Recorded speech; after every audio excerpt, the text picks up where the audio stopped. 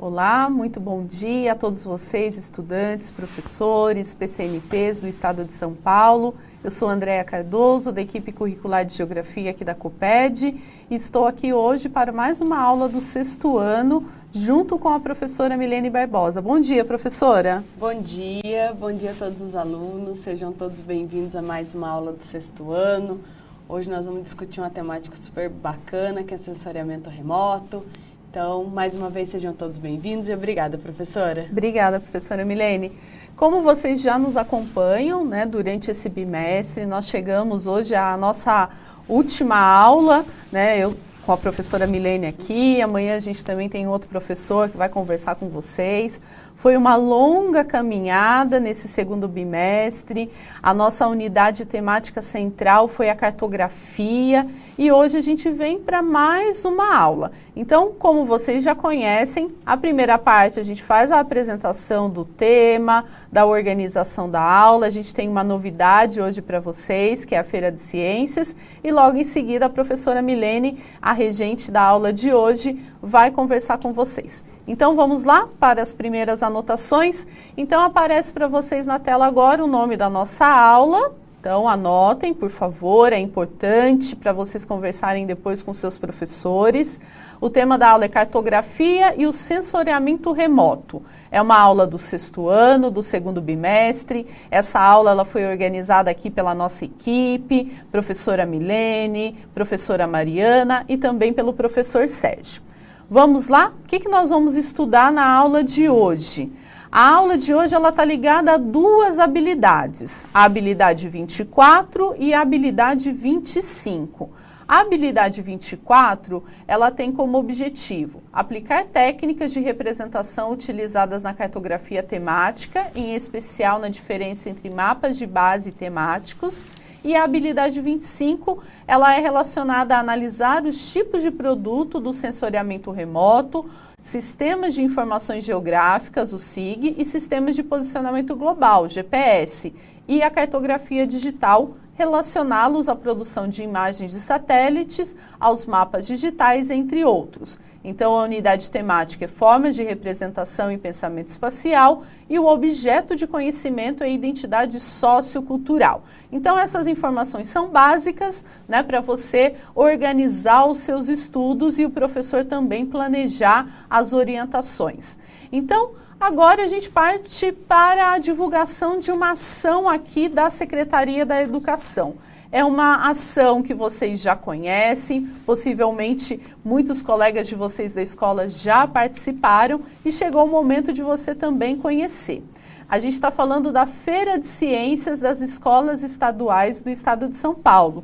É uma ação desenvolvida com o objetivo de promover, né, estimular a formação de estudantes da rede estadual de ensino, tanto nas áreas de ciências da natureza, ciências humanas e matemática.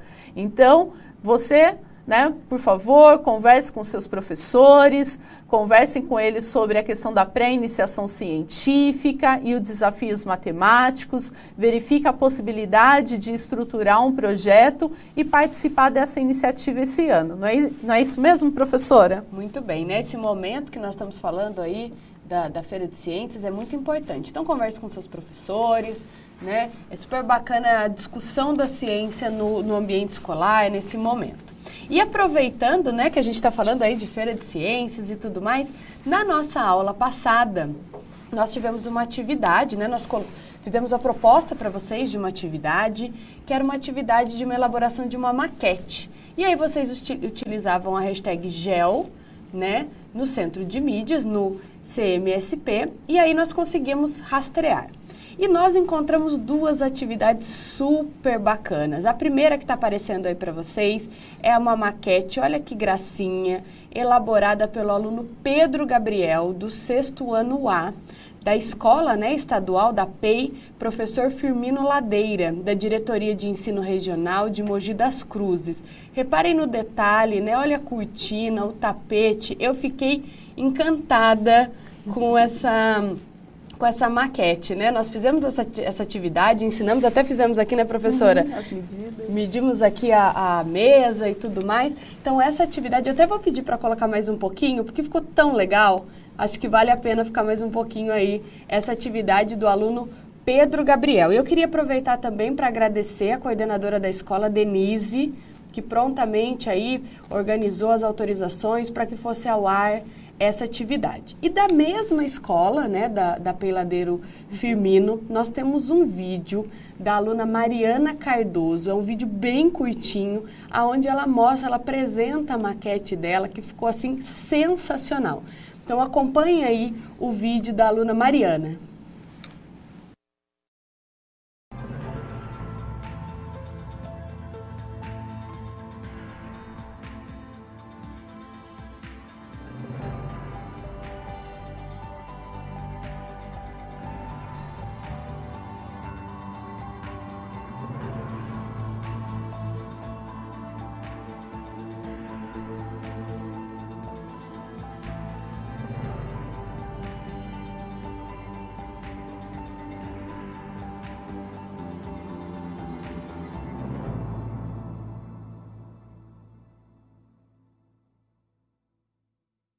Fez toda a redução, utilizou a escala, né, para a construção da maquete, ficou super bacana, super bem feito. Parabéns aos dois alunos, a Mariana, ao Pedro Gabriel, né, por essa iniciativa de fazer um trabalho tão legal.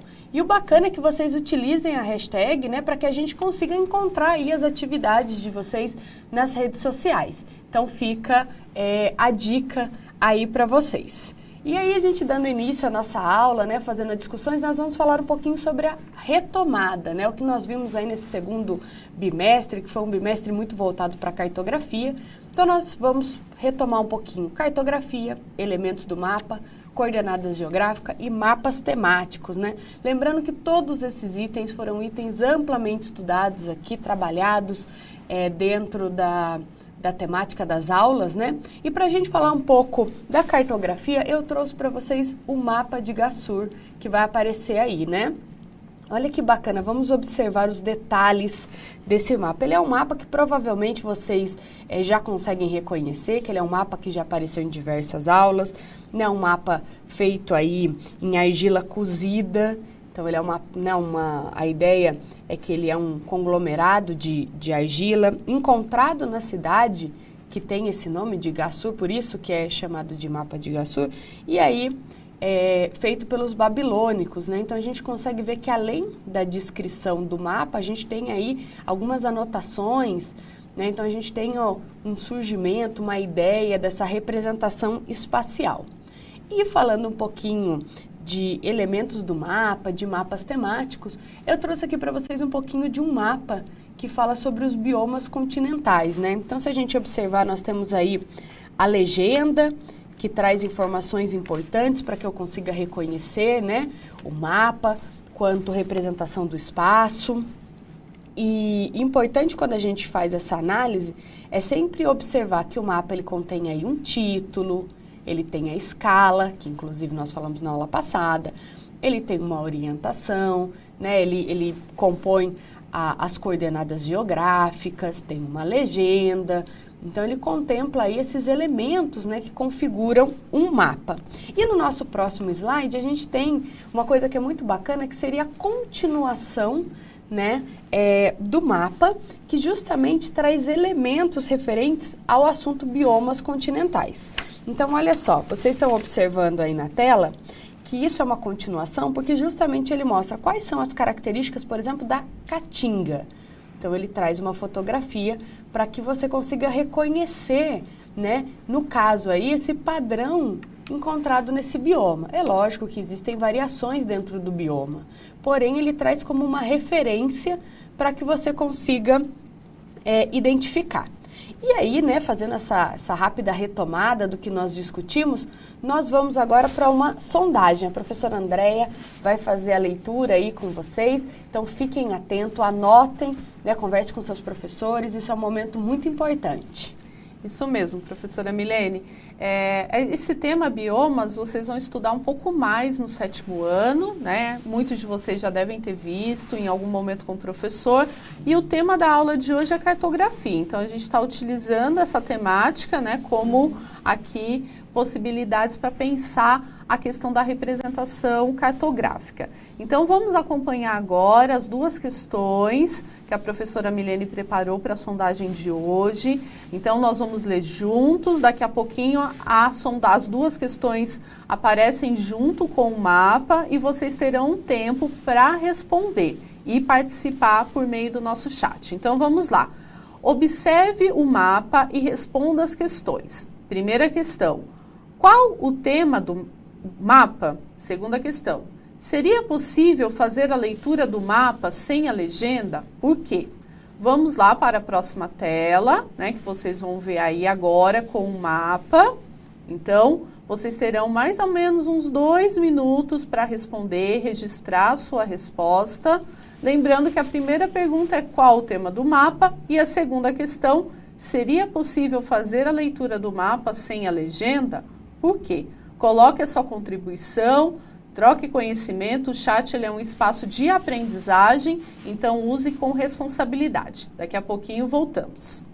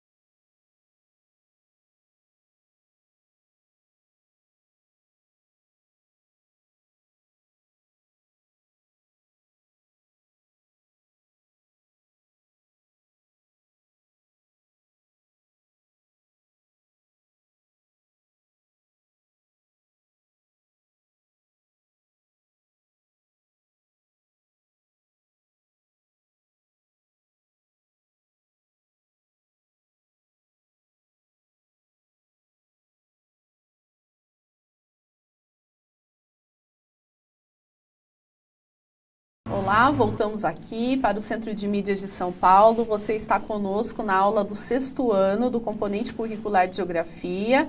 E hoje é uma aula, né, de retomada, é um momento da gente realmente conversar com vocês e vocês compartilharem conosco no chat o que vocês aprenderam durante esse bimestre e tirar suas dúvidas. Então, nós deixamos 2 questões. A primeira questão é, qual o tema do mapa? Professora Milene, muitas participações, como sempre os nossos estudantes, né, acordam cedinho, sempre aqui na aula conosco, e eu gostaria de destacar que a Isabela, o Caio, a Letícia, a Viviane responderam que o tema é biomas. A Letícia, inclusive, colocou biomas do Brasil, tá? Para a segunda questão, seria possível fazer a leitura do mapa sem a legenda? Por quê? A maioria dos nossos estudantes respondeu que não seria possível. A estudante Tainá coloca, cada bioma tem uma cor correspondente. E a Maria Eduarda, ela colocou essa questão também, né, da comparação, né, a questão da expansão da área, o tamanho da área de cada bioma no mapa. Muito bem. Nossa, a gente fica super feliz, né, quando a gente tem essas contribuições. Exatamente, né? Quando eu tenho um mapa e ele não tem a legenda, eu vou pedir para colocar a sondagem de novo. Imagina que eu não tenho a legenda, só tenho o desenho do mapa lá. O que ele representa? Não sei, né? Porque ele não tem legenda. Eu não sei o que significa o verde, não sei o que significa a tonalidade amarela, né? Então, sem dúvida, a legenda ela soma aí para a nossa leitura, ela se faz muito necessária nesse momento. Então, dando continuidade, né, hoje nós vamos falar de sensoriamento remoto, que é uma temática super bacana. Vocês vão ter ao longo, né, da vida escolar de vocês outros momentos de discussão sobre essa temática, sobre o sensoriamento remoto. Existem outras habilidades que contemplam esse assunto, mas agora vocês vão acompanhar comigo aí um pouquinho do sensoriamento remoto. Então, lembrando que essa é uma definição utilizada pelo Instituto Nacional de Pesquisas Espaciais, o INPE, né? E ele diz o seguinte, que o sensoriamento remoto pode ser entendido como um conjunto de atividades que permite a obtenção de informações dos objetos que compõem a superfície terrestre, sem a necessidade de contato direto com estes. Né? Então, justamente ele fala sobre a obtenção dessas imagens, né? Dessas imagens de satélite, né? Que não precisa ter, é um conjunto de atividades que não precisa ter ligação direta, né? com o meio. Então, ele fala justamente isso. E continuando aí para essa definição, também uma definição do Instituto Nacional de Pesquisas Espaciais, diz que o sensoriamento remoto, né? Estas atividades envolvem a detecção, aquisição e análise, né, interpretação e extração de informações de energia eletromagnética emitida ou refletida, é importante esse momento, pelos objetos terrestres e registradas por sensores remotos, por isso o nome sensoriamento remoto. A energia eletromagnética, utilizada na obtenção dos dados por sensoriamento remoto, é também denominada de radiação eletromagnética. Geralmente dentro da temática do sensoriamento remoto, né, quando a gente pensa um sensor a bordo de um satélite e tudo mais, geralmente essa radiação eletromagnética utilizada é a radiação do Sol, né? O Sol ele emite essa radiação eletromagnética que entra em contato com a superfície, seja ela um asfalto, uma grama, um telhado, né? Existe aí uma atividade, uma absorção, uma reflexão dessa energia e quando ela retorna, ela é captada por esse sensor que geralmente está a bordo de um satélite, porém ele pode estar a bordo, por exemplo, de um avião, né? Pode ser uma outra atividade. Mas geralmente, quando nós falamos de imagem de satélite, a gente tem essa configuração, né? E para a gente entender um pouquinho melhor essa dinâmica, nós vamos ter um vídeo, né, professora? Isso mesmo. Professora Mariana, que vocês já conhecem, né, por meio aqui dos vídeos, ela elabora os planos de aula junto com a gente, está no isolamento ainda social em outro município, então a participação dela na aula de hoje é com um vídeo. A gente vai rever um vídeo que a professora elaborou sobre essa questão, é uma introdução ao sensoriamento remoto. Então, ela destaca a questão dos sensores ativos e os sensores passivos. O vídeo tem aproximadamente 4 minutos, quase 4 minutos e meio. É importante que você registre as principais ideias, né, as suas dúvidas, para que você depois possa colocar no chat e que você também possa conversar com o seu professor. Então, acompanhe o vídeo conosco.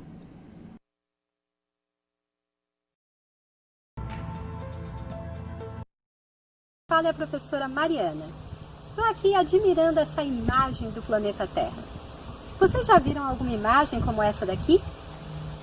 Vocês sabiam que ela é produzida a partir de um satélite? Pois é, e nesse caso, um satélite geoestacionário. Ou seja, um satélite que percorre uma órbita acompanhando o movimento de rotação da Terra. Assim, ele sempre está voltado para a mesma posição do planeta e consegue obter as informações necessárias para fazer uma imagem como essa daqui. Legal, não é?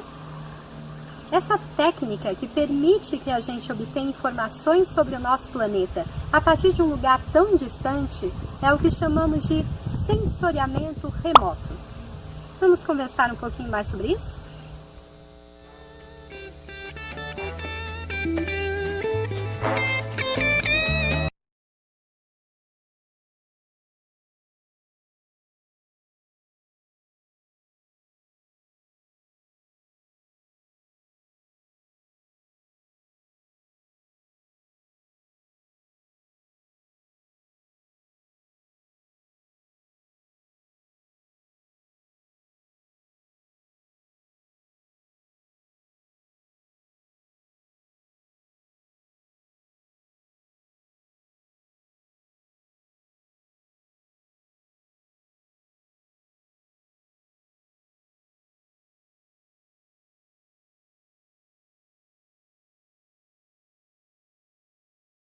remoto nos permite obter importantes informações sobre o nosso planeta, relacionadas à vegetação, relevo, dinâmica atmosférica, entre outros.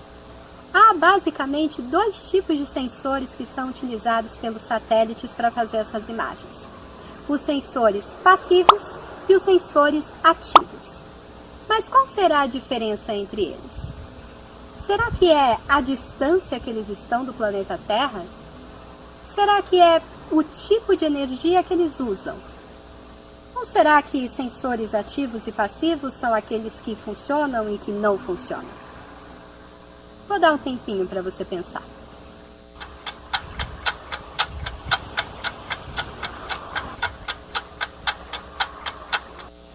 Pronto?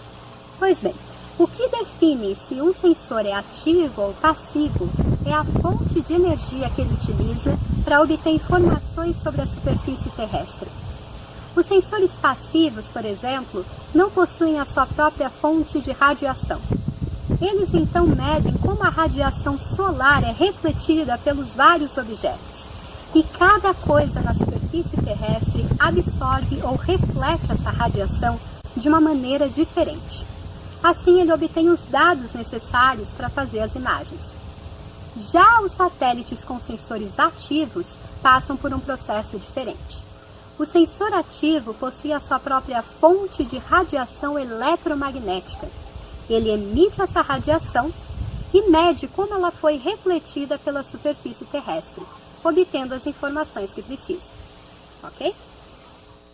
Agora, imaginem vocês como essas informações obtidas através dos satélites podem nos ajudar em várias atividades. Para um agricultor, por exemplo, informações sobre clima e dinâmica atmosférica são fundamentais para o seu trabalho.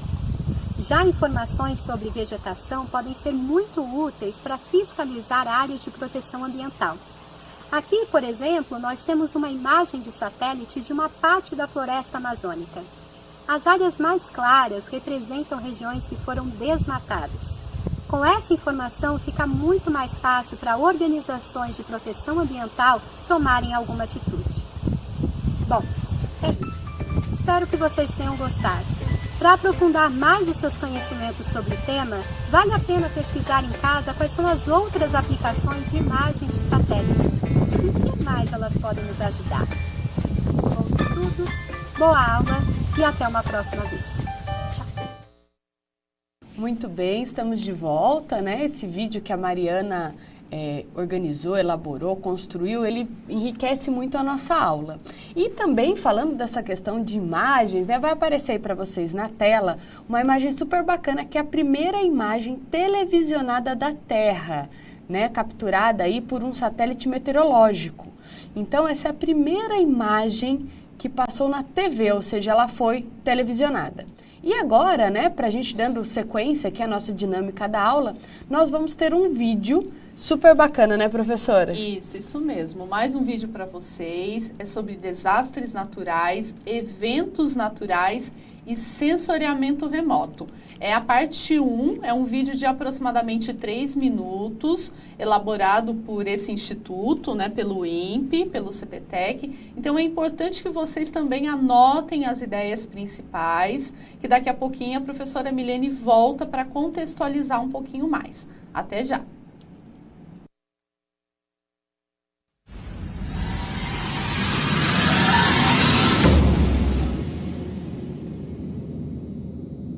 Olá, meu nome é Luiz Guarino e eu vou apresentar a vocês o CPTEC, Centro de Previsão de Tempo e Estudos Climáticos, localizado na cidade de Cachoeira Paulista, no estado de São Paulo. O CPTEC é um dos centros de pesquisa do Instituto Nacional de Pesquisas Espaciais, o INPE, órgão do governo federal vinculado ao Ministério da Ciência, Tecnologia, Inovações e Comunicações. O CPTEC oferece previsões de tempo e clima para todo o território nacional, visando suprir as necessidades de diversos setores da economia, tais como agricultura, transportes, indústria, entre outros. Além disso, no CPTEC são desenvolvidas atividades nas áreas de climatologia, meteorologia por satélite e ciências meteorológicas.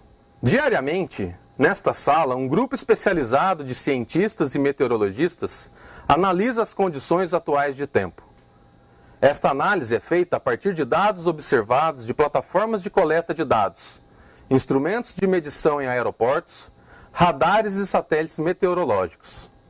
Utilizando modelos numéricos de previsão de tempo, processados por um supercomputador, combinados à expertise do grupo de meteorologistas, são realizadas as previsões de tempo para os próximos 7 dias para todo o território brasileiro. Além disso, uma previsão estendida para até 15 dias é realizada usando apenas os resultados do modelo de previsão. O CPTEC, através do grupo de previsão climática, fornece resultados processados pelos modelos globais atmosféricos e acoplados para o grupo de trabalho de previsão de clima do Ministério da Ciência, Tecnologia, Inovações e Comunicações. Os resultados dos modelos são comparados à série histórica de dados observados de mais de 30 anos, para que anomalias de precipitação e temperaturas máxima e mínima sejam obtidas. Mensalmente, é feita uma reunião climática com a colaboração de diversos institutos e centros de pesquisa do país, realizando a previsão de clima por consenso para os próximos 3 meses. Para as atividades operacionais de previsão de tempo e clima, há o auxílio de um supercomputador. Este supercomputador, denominado Tupã, já foi o 29º supercomputador de maior capacidade de processamento do mundo. Tupã, do Tupi-Guarani, na língua tupi, significa trovão. Para os Tupi-Guarani, Tupã é o responsável por controlar o tempo, o clima e os ventos. Com maior capacidade computacional, é possível aumentar a resolução espacial dos modelos, fornecendo uma previsão mais confiável.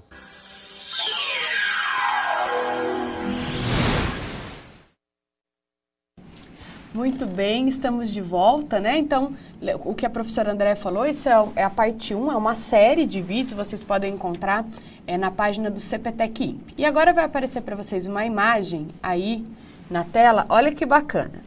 Descreva a área observada, obtida a partir da imagem de satélite. Então, coloquem lá no chat o que vocês estão observando. Essa imagem, né? Ela é o quê? O que está sendo representada? O que vocês conseguem observar? Olhem bem aí a imagem. O que será que é isso? Lembrando que é uma imagem de satélite. Então, vão colocando lá no chat o que vocês acham que é isso. Olha só, observem os padrões, né? O que você observa? O que será, né? Então, eu vou tentar facilitar um pouquinho. Eu vou dar uma ampliada, tá? Eu vou ampliar um pouquinho, como se eu, né, dei um zoom aí, ó. Ajudou vocês? Isso aí é o zoom da imagem, tá ok? Continua sendo a mesma imagem de satélite. Eu só dei um zoom nela, só aumentei aí uma área. E aí, ajudou vocês? O que será que está sendo representado? Tarararã. Vão pensando aí, o que será que é essa área? Descrevam o que vocês estão observando. Já temos a primeira. Já temos aí, professora? Primeira, sim, podemos voltar à tela? Da primeira.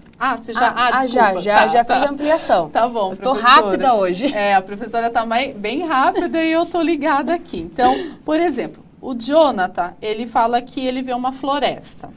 O Gabriel, um bioma. A Fernanda, uma cidade pequena. A Kelly, árvores. A Nicole falou grama. E todo mundo está aqui participando. Tantas outras respostas estão chegando também. Então, eu vou pedir para voltar essa imagem aí para vocês na tela. Nós tivemos aí floresta, bioma, grama. O que será que é? Então, nós vamos para a próxima imagem. Aí, nós temos o que significa, né? O que é? É uma imagem de satélite aí, né? De culturas cultivadas aí no Kansas, né, nos Estados Unidos. E, né, a gente consegue ver aí que é o crescimento que aparece na totalidade verde, né? E lembrando que é um milho. Então, o milho ele estaria crescendo, né? É legal lembrar que isso representa, né, como se fosse aí, o final de junho, quando a foto foi tirada. Aí fica a pergunta, por que fica esses círculos, semicírculos, né? Por que fica essa formação? Justamente porque nessas áreas são utilizados aí, como irrigação, o pivô central. Então, quando a gente vê na lateral, né, a gente tem a imagem do pivô, como que ele funciona? Eu vou pedir até para voltar aqui para mim. Então, o pivô central, ele fica, né, ele fica fixado, aí ele tem um bracinho, e esse braço, ele vai passando e vai irrigando, né? Então, como ele irriga, né, de uma forma circular, a gente tem essas características. Então, quem pensou aí que é uma área de plantação, né, uma área aí de cultura, né, de cultura cultivadas aí, acertou. Vou pedir para voltar mais uma vez para a imagem, só para vocês olharem com atenção.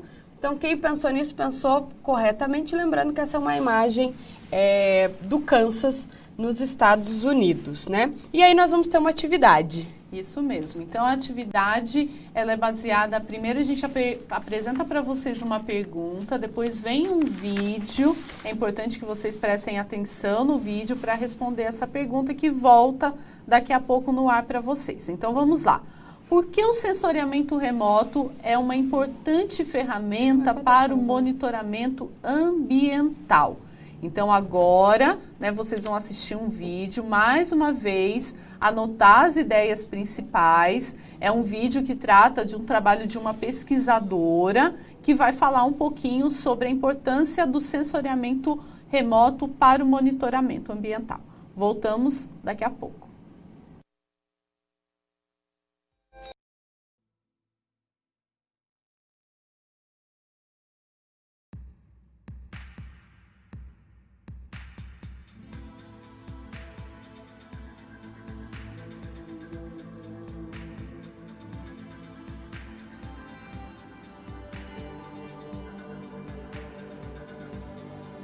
Por sensoriamento remoto. Ela, em conjunto com pesquisadores e orientados, analisa dados coletados continuamente por sistemas de sensores instalados em ambientes aquáticos, terrestres, aéreos e orbitais. Esse sensoriamento é usado para identificar, mapear e monitorar condições ambientais que são relevantes para diversos estudos, como a evolução histórica de uma área, o controle de pragas na agricultura, a população de vegetações aquáticas, espécies de árvores, entre outras. O Ciência Sem Limites começa agora. Está no ar o Ciência Sem Limites. Bem-vindas e bem-vindos. Como vocês puderam ver na abertura do programa desta semana, nós vamos falar sobre sensoriamento remoto. Ao nosso lado está a professora e pesquisadora Maria de Lourdes Trindade Galo. Professora, prazer em tê-la no Ciência Sem Limites. Muito obrigada pela oportunidade de falar sobre os nossos projetos envolvendo sensoriamento remoto, especificamente monitoramento ambiental. Monitoramento ambiental. Antes da gente entrar especificamente nesse tema, conta pra gente a sua trajetória acadêmica. Bom, eu sou formada em Engenharia Florestal pela Universidade Federal de Viçosa, fiz mestrado em sensoriamento remoto no Instituto Nacional de Pesquisas Espaciais, o INPE, e meu doutorado, depois que eu ingressei na Unesp, é especificamente em Ciências da Engenharia Ambiental, que eu fiz na Escola de Engenharia de São Carlos da USP. Então, é uma trajetória bastante multidisciplinar, que é a cara do sensoriamento remoto, que tem aplicações, tem muitas vertentes aí em todas as áreas aí do conhecimento e também, principalmente relacionado com o meio físico. Perfeito. Nós vamos falar até mais sobre isso, porque nessa área, no curso aqui de Engenharia Cartográfica, que nós estamos aqui em Presidente Prudente, permite, né, que várias áreas se incluam nessa profissão, no caso a engenharia florestal, a parte de computação, matemática. Vamos detalhar isso. Onde é que nós estamos? Que ambiente é esse, professor? Bom, esse é um laboratório onde nós definimos os vários tipos de sistemas sensores que adquirem informações em vários níveis. Então, nós temos alguns desses equipamentos que são submergíveis, então são sensores que são colocados aí em barcos e são submersos para capturar a resposta de alguns alvos, né, esses sensores, de alguns alvos dos constituintes do corpo d'água que vão, digamos, definir se essa água tem clorofila ou tem mais compostos orgânicos e inorgânicos. Então, estão relacionados com a qualidade da água, tá? Então, a ideia é relacionar as medidas que nós tomamos depois com as propriedades, as características da água. Nós temos instrumentos que são utilizados em campo para também medir a resposta da radiação em termos de radiação eletromagnética, da vegetação, do solo e das vários outros tipos de cobertura possível. Sensoriamento remoto ou monitoramento ambiental, detalhadamente, não é novo esse tema de pesquisa ou essa atuação, né? Ele já vem de décadas. É bastante antigo. O sensoriamento remoto, que teve realmente o seu desenvolvimento inicial, foi com os programas espaciais norte-americanos que começaram a adquirir imagens sistematicamente da superfície terrestre. Então, todos esses programas foram desenvolvidos para monitorar a superfície terrestre. Então, o monitoramento, os recursos naturais da superfície terrestre. Então, o monitoramento ambiental, na verdade, está bastante relacionado com o sensoriamento remoto, devido à possibilidade de nós adquirirmos sistematicamente imagens sobre a superfície terrestre e extrair informações sobre essas imagens. Então, é uma ferramenta, é um meio de obter dados bastante importante e que, como existe aí desde da década de 70 e sistematicamente desde 1984 com o programa americano Landsat, nós temos uma série histórica de imagens que permite que a gente acompanhe vários fenômenos da superfície terrestre. Muito bem, estamos de volta. Lembrando, né, que o início desse vídeo nós tivemos um questionamento. Por que o sensoriamento remoto é uma importante ferramenta para o monitoramento ambiental, né? Essa atividade ela vai ficar aí para vocês discutir com os professores, com os colegas de vocês. Lembrando que nesse vídeo ele aparece diferentes instrumentos de análise ambiental, né? Discutido esse vídeo, ele é um trecho de uma reportagem da TV Unesp, né? Vale a pena acessar, assistir ele na íntegra. Mas ele é bem bacana porque ele discute a importância, né, o monitoramento ambiental a partir do sensoriamento remoto, dessa técnica. Então fica aí esse questionamento para você discutir com seus professores, vale muito a pena. E agora nós vamos para uma atividade que é a atividade 2. Essa atividade 2, ela vai ficar o tempo todo a gente com interação, tá ok? Então eu vou fazer a pergunta para vocês e vocês vão respondendo no chat que a professora Andréia aqui tá pegando as respostas, tá ligada aqui. Então, observe a imagem. O que é possível identificar a partir da observação da imagem? Você sabe qual é o local representado? No nosso próximo slide, nós vamos ter a pergunta e o local. A gente tem uma imagem aí. Então, primeiro, o que é possível identificar a partir da observação da imagem? Vocês estão analisando, vocês estão olhando a imagem, estão fazendo a observação. E aí, o que vocês conseguem observar? Vão colocando lá no chat. Você sabe, né, qual é o local representado? Esse local, essa imagem, ela está representando uma porção do planeta. E aí, qual porção do planeta é essa? Vocês têm aí uma dica, um chute, né? Ou uma certeza, né? Por que não? Por que vocês não estão olhando, né? Falando, não, tenho certeza, professora, que é tal região. Então, coloquem aí no chat o que vocês sabem, o que vocês estão conseguindo observar, né? E aí, será que eu já posso dar a devolutiva, professora? Como nós estamos? Olha, eu tenho uma resposta aqui. A Maria Eduarda, ela falou que é uma área do continente africano. Olha! Acho que a gente já está num caminho muito interessante. Muito bem. Eu vou passar para o nosso próximo slide, que ele vai trazer aí, né, vai contemplar essa resposta da nossa atividade 2. Então, nós temos aí, né, ele retrata uma porção, né, uma parte do Egito, do continente africano. Então, a gente consegue observar ali o delta, né, a península do Sinai. Então, é uma atividade bem legal que traz aí essa discussão, essa observação através do sensoriamento remoto. Então, para que a gente consiga finalizar a aula, nós vamos para o nosso...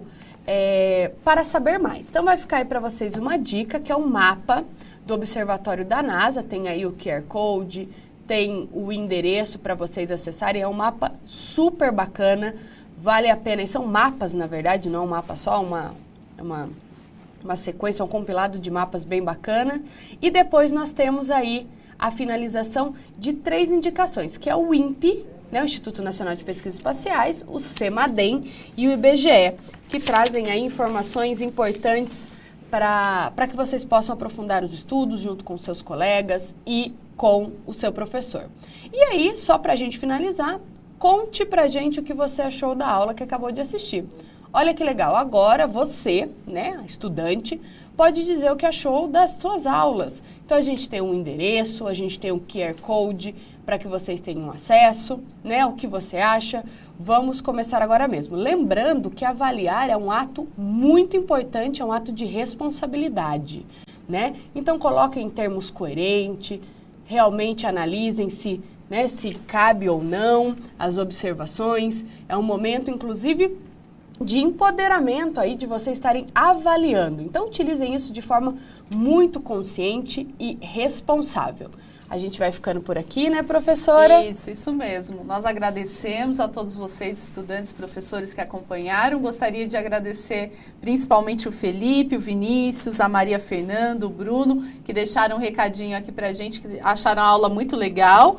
Então, participe, coloque a sua observação também sobre essa aula e na próxima semana estaremos de volta com vocês. Então, tchau, tchau.